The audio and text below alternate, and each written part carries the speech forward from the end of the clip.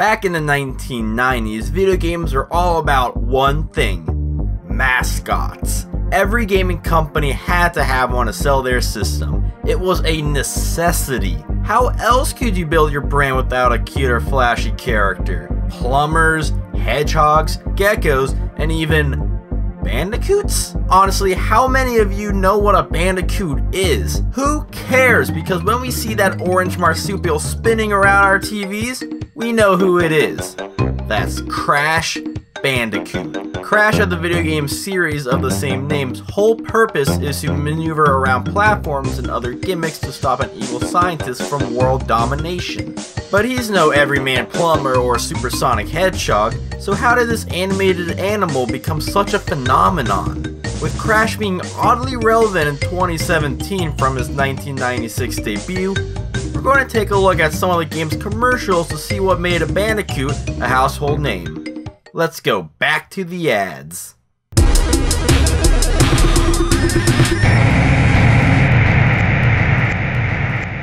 Our first look at Crash comes from this commercial, which looks more like the show Cops. Some weirdo in a tiki mask gets arrested for running wild in a convenience store, only to be shown that it may have been this insane Crash game on the PlayStation that drove him to this extreme. It sends the message that whatever this game is, it's going to drive you nuts too. Jumping and spinning seems to be the name of the game. Then, all of a sudden, an attack was brought forth on Nintendo via a man in a large Crash suit. Pack up your stuff. I got a little surprise for you here. Check it out. With an over-the-top appearance and in-your-face attitude, a new character was crashing into children's minds. Sega can forget about it. Crash Bandicoot is the next rival to Mario to step up to the plate, and he's not afraid to show it. No, Bandicoot is an Australian name. Talking up the PlayStation's superior graphical capabilities, there clearly was no superior. Like the cops mentioned, this marsupial is insane, and everyone thought so. Now Sony's got something. A character fit for a football stadium that had a wise-talking voice and stopped for no one. Sonic's got attitude? Not compared to Crash Bandicoot. I'm gonna give you a personal demonstration. Get off my lawn, you freak. Cover that. Subsequent commercials throughout his old school run continued this trend of a man in a suit causing annoyances in various situations. Like in the commercial for Crash 2, where his gadgets hold up airport security. And Crash 3 put him in a bunch of scenarios where he attempted different sports that ended in, well, it was such an anomaly. This wasn't animated or CGI, but a person, Crash, was there in living color. I think nothing describes this better than this ad for Crash 3. I'm not gonna tell you again, put the suit on. I'm not gonna listen again because I'm not gonna wear it. Look, it's gonna stretch. Put the suit on. Are these legal? Can I use these? Clear a path. Coming through. Cannonball! Knock it off. Snake! Snake! Stay away from this area! I'll fight it off! I liked you better with a mustache. He's training for his biggest adventure yet. Oh yeah, he's ready. Coach, there's some shrinkage. PlayStation.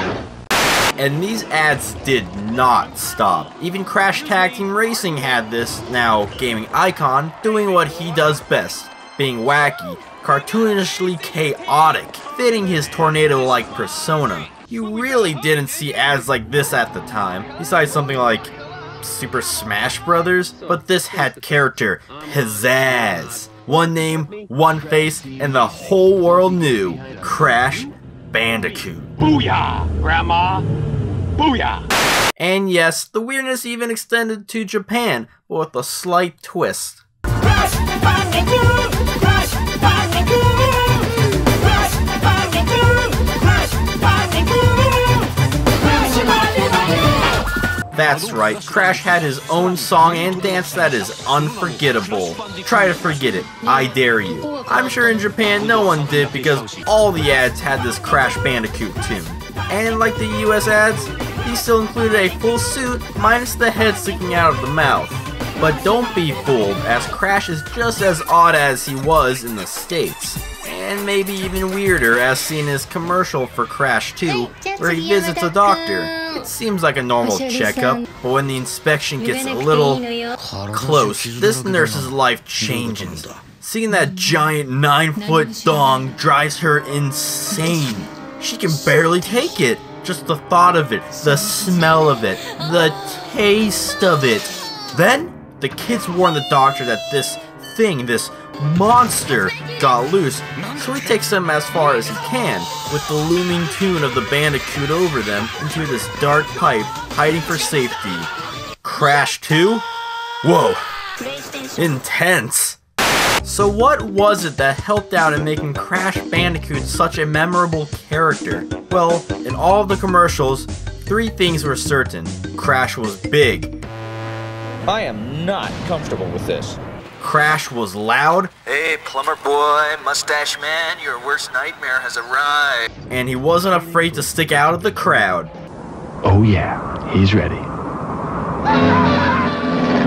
This wasn't another Sonic the Hedgehog. This was an orange tornado that was heading straight into your living rooms. From the moment Crash went straight to Nintendo headquarters to declare war, to people's front yards to sell PlayStations, to trying out sports, and even to Japan to open a dance studio and haunt doctors, the ads for Crash Bandicoot were unforgettable. The fact that people can't seem to point out what a Bandicoot is, but automatically think of Crash when asked so, is a testament to the character and the ads for him. He's the super marsupial, the wonder from down under, the rocket with a pocket. He's